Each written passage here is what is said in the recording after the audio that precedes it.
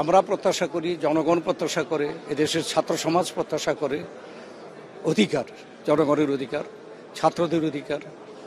এর মধ্যে যে প্রথম যে দাবি ছিল এটা সুপ্রিম কোর্টে একটা রায় হয়েছে।